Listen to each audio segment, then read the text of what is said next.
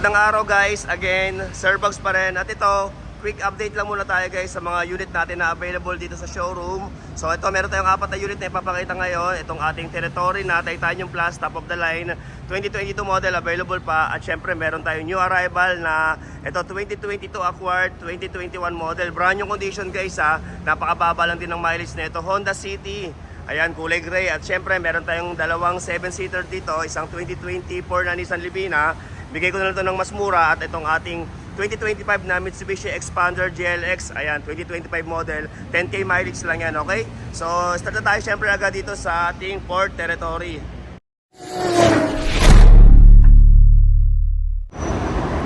Okay, so ito guys, available natin. Baka may naghahanap ng compact SUV. So ito, 2022 model, Ford Territory Titanium Plus, 1.5 EcoBoost turbocharged gas engine. Ayan, kulay blue, automatic transmission. First owner unit guys, 688,000 ang asking natin dito.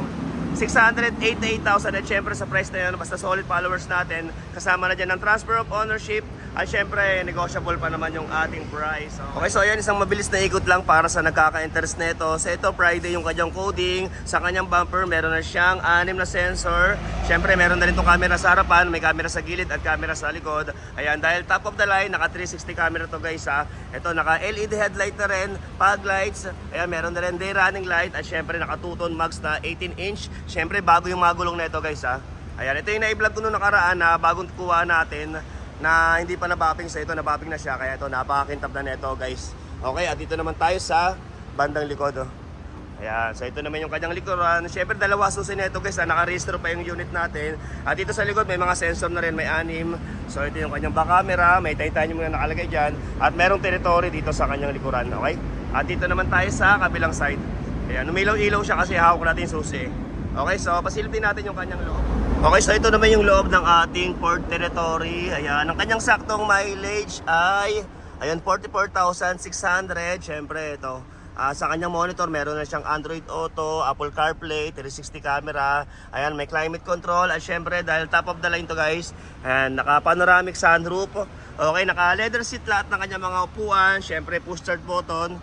Ayan, at ito, naka power seat na rin to guys. Siyempre naka leather sidings na rin at meron siyang lining ng ilaw banda dito sa kanyang pintuan. Okay, andun lang sa kanyang monitor yung kanyang adjustment. Okay? At siyempre, all working lahat ng mga controls dito sa kanyang steering wheel. Ayan, meron tayong maliit na compartment dito. Siyempre, pag sinara mo armrest, naka leather din.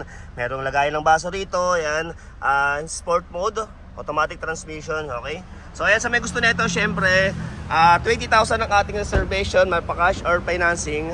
At ito naman yung kanyang mga upuan sa bandang likod.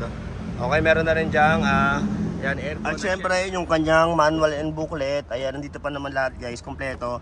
At ito may dashcam na rin dyan. Okay, kabit yun na lang.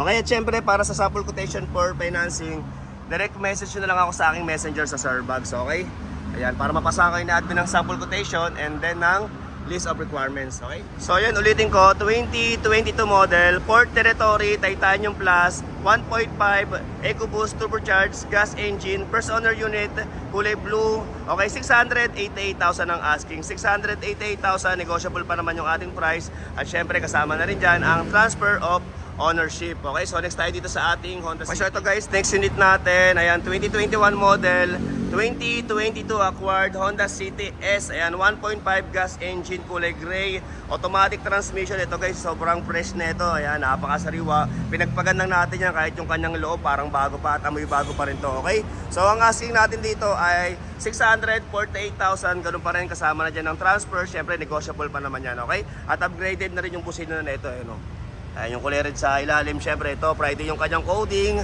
Ayan, naka-projector headlight. Okay, naka 15-inch na mags. At syempre sa kanyang gulong naman, dito sa kanyang harapan, parang nasa 70% pa yung kapal. At syempre sa likod, makakapal pa naman yung goma banda rito eh. So ayan, okay, at dito naman tayo sa bandang likuran. Ayan, ito pinagpagan ko lang to, sobrang sariwa na ito guys. So parang bago talaga siya, okay? Okay, at dito naman tayo sa kabilang side. So ayan, ito guys, pagkakuha natin, diretso display na natin kaagad dito sa showroom. Okay, syempre pasilip din natin sa kanyang loob. Okay, so ito yung loob niya guys. Ayan, may bago pa push start button. Yung kanyang mileage ay 27,000. Ayan, at syempre yung kanyang mga manual and booklet, andito pa naman, kompleto lahat. At syempre isa pang maganda rito guys, full custom maintain to. Ayan, at naka-comprehensive insurance na rin to. Pero syempre, nakapangalan to sa unang may-ari yung kanyang insurance. So ito yung kanyang mga upuan sa bandang likod. Syempre, kung papalagyan nyo to ng seat cover, ayan, bibigyan ko rin kayo ng discount, okay? Syempre, 3 years warranty yung ating German leather seat. Okay, at may libreng dalawang unan, okay? So ayan, sa may gusto nito, syempre, pa-schedule na natin yan. Sabihin nyo na lang ako na mas maaga, ahead of time or 1 day before sa mga gusto magpa-schedule. Ayan, for test drive, okay? At ito guys, isang mabilis na pasilip lang sa kanyang record. So ito yung last PMS niya sa Honda ay 23,467. So ito, okay, full kasi maintain, okay? So ayan.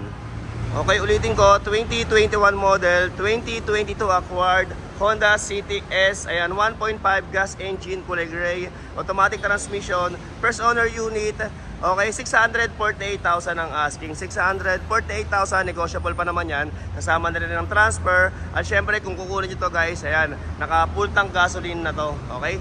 Ayan, libre full tank na yan. Okay, so next tayo dito sa ating Nissan Livina. Okay, so ito guys, next unit natin. Ayan, sa mga naghahanap ng 7-seater unit, so ito bigyan na lang natin ng mura to. 2024 model, Nissan Livina BE 1.5 gas engine, kulay silver. Okay, 7-seater. Dating 758,000, basta solid followers natin. Ayan, bibigay ko na lang to ng 700,000. Okay, 700,000 kasama na rin dyan ang transfer. Siyempre naka-register pa naman tong unit natin, okay? So ito Monday yung kanyang coding, medyo malikabok na ng konti yan. Pupunasan ko pa yan maya-maya. Okay, so ito naka-2-tone max na rin. Siyempre makakapal yung kanyang mga gulong. Okay, yung mileage pala na ito ay 30,000. 30 or 31, check natin mamaya, okay? So ito naman yung kanyang likuran. So ayan, meron na rin sensor sa likod, may dalawa. Siyempre meron na rin yan, back camera. Dito naman tayo sa kabilang side. Okay, so ayan, Nissan Livina 2024 model. Siyempre, pasilip din natin yung kanyang loob. So ito yung loob ng ating, ayan, 2024 Nissan Livina. Yung kanyang saktong mileage ay 32,600 na pala. Ayan, 32,605. Ayan, kasi ginagamit-gamit natin to nung nakaraan bago ko din-display dito. Kaya subok na subok ko to, okay? So ayan. At syempre, ito naman yung kanyang mga upuan sa bandang likod. Okay, Nissan Livina BE. Ayan, kamukha siya ng expander yung kanyang loob eh. So ayan. Okay. And then yung kanyang mga manual and booklet, ayan, nandito pa naman lahat guys, kompleto. At isa pang maganda rito guys, bago na yung battery nito, pinalitan ko na ng brand new na battery. Okay, so ito yung kanyang warranty na resibo, okay? So ayan, 2024 Nissan Livina. So ayan, ulitin ko, 2024 model Nissan Livina BE 1.5 gas engine, kulay silver. Ayan, 7-seater unit. Okay, bigay ko na lang to ng 700,000. Okay, kasama na rin yan ng transfer of ownership. Okay, so next tayo dito sa ating Mitsubishi Expander. So ito guys, last unit natin. Ayan, 2025 model Mitsubishi Expander GLX. Ayan, automatic transmission, kulay gray. First owner unit din guys. Ito dating 878,000 yung asking ko rito nung bagong dating. So ngayon dahil ito unang araw ng buwan, so bigyan na lang natin to ng 810,000. 810,000 kasama na rin ang transfer at syempre, ayan, bibigyan ko rin kayo ng discount kapag kinuha nyo to sa ating German leather seat. Okay, so isang mabilis na ikot lang para dito. Okay, so ito guys, Friday yung kanyang coding, may paglights na rin. Syempre, ayan, brand new condition to guys ha. Okay, all original, medyo naalikabukan lang ng konti at syempre, pasilip natin yung kanyang interior. So ayan, disusi lang siya guys, hindi siya push start dahil GLX. Okay, kaya 810 na lang natin to binibigay, okay? So ito naman yung kanyang loob. Okay, 10k mileage lang to. So ayan, Mitsubishi Expander GLX at syempre yung kanyang mga manual and booklet. Ayan, dito pa rin kompleto. Okay, ayan, ang may bago pa rin to guys. So ito naman yung kanyang mga upuan sa bandang likod. Okay, so ayan. Okay. So ayan, ulitin ko, 2025 model Mitsubishi Expander GLX. Ayan, automatic transmission, 1.5 gas engine, kulay gray, 7-seater. Ayan, first owner unit. Okay, 810,000 ko na lang siya binibigay. 810,000 kasama na rin ang transfer of ownership. At syempre kung okay sa inyo yung mga ganitong content, sana makahirit ako ng isang like at subscribe kung sa YouTube ka nanonood. At kung sa Facebook naman, sana isang follow naman dyan. At sana pa-share na rin ako para sa ibang ka-spaghetti natin na naghahanap ng unit. At syempre marami pa tayong mga new arrival dito, okay? Next content ko na lang iba. And then yung mga pick up natin, hindi ko pa pala na-vlog. So hanggang dito na lang muna. Thank you very much for watching.